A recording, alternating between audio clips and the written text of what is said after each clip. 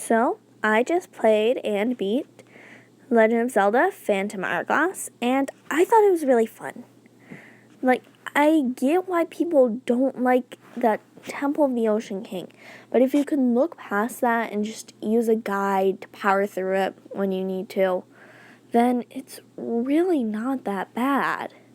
Especially once you get the bow, although that's actually probably my least favorite visit, because you're going to have a bad time if you don't get more arrows. Especially if you're looking to complete it. So that visit's probably my least favorite, but the other ones really weren't too bad. I only ended up failing on the one where you first get the arrows, and that was because I ran out of arrows and couldn't find any more. So then I basically suicided so I could fill up on arrows, and then eventually was like, I'm getting the next quiver. But, okay, I got really off topic there, but besides really just that visit, it was a very fun game. I personally really like the touchscreen controls, and I think they're very fun. I played Spirit Tracks. It was my third-ish Zelda game, because I got Majora's Mask on Valentine's Day last year, or this year? Last year, I think. Yeah. And I was like, and when I first played through it, it was hard. And then we went on vacation, then like a day or two after, so I couldn't really use a guide, and I was like, this is too hard. And then a few months later, I decided to try again. Still didn't like it, but that's besides the point. And so at some point during last year-ish, my sister let me try the Zelda game she had, which was Spirit Tracks, and I loved it. So I was like, I think I'm going to try this when I saw this Phantom Hourglass copy that I used in a GameStop. It's used. I didn't really care about that, though. And really fun, in my opinion, as I've said a lot. And for those of you who are denying to get it because of the fact that the Temple of the Ocean King gets such bad reviews, and the game itself, mostly because of the Temple of the Ocean King, well, don't. Just use a guide to power through it, and you can really just look past that and this was a little annoying sometimes, but it's not that bad. So, the characters. The characters were great. Celia? I don't know. Is, in my opinion, the best companion. And you also get Leaf and Neri. So why is the fire one named Leaf? Well, I just don't get it. Well, I guess it's spirit of power and fire, and then his power makes your sword all flamey. And then Lineback is just stellar, hilarious, so much, and just, I love it. So, yeah, characters, great.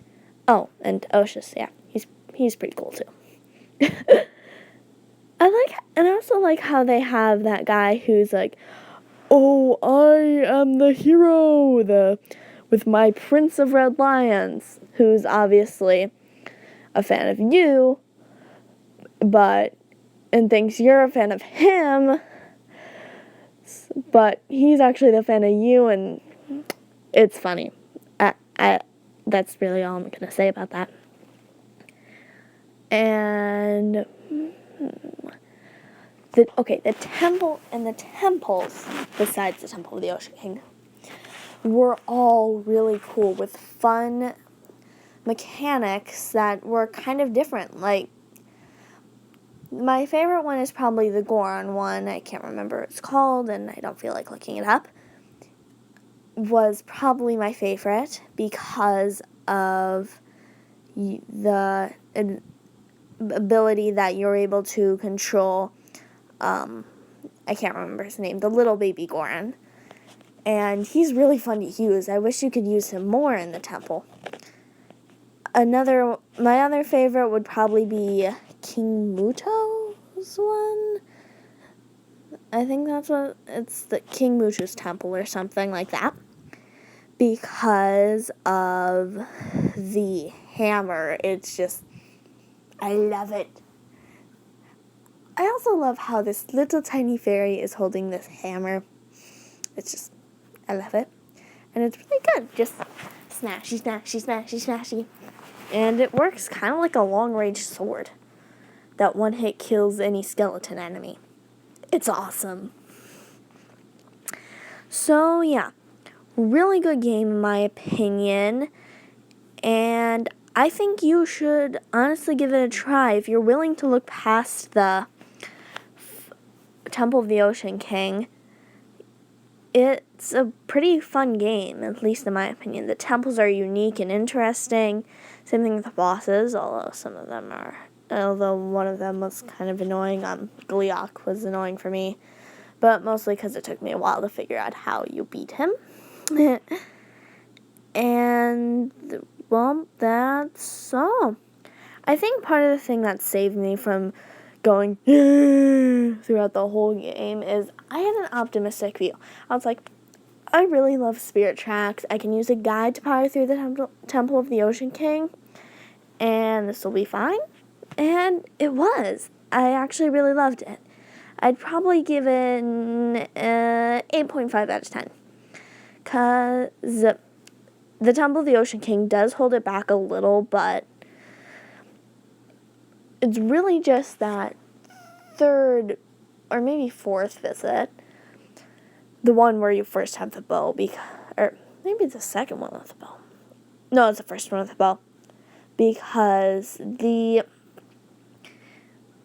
it's really annoying to only have 20 arrows with so many arrow things, and if you're not a master sniper, then you might have some trouble if you don't get a bigger quiver. And the mini game to get the biggest quiver is really annoying. Because, well, so I kept on I would always end up putting my stylus down to get the next arrow ready, and then it would think I lifted up for some reason when I didn't. Or it would accidentally touch it, and then my streak would be broken. So I'd be at 50, 50, 50, 50. Oops. And then back to 10. Sure, it's easy to build up, but it's still very annoying. So that's all. In my opinion, great game. Try it if you're willing to look past the Temple of the Ocean King. It's really not that bad. Well, bye.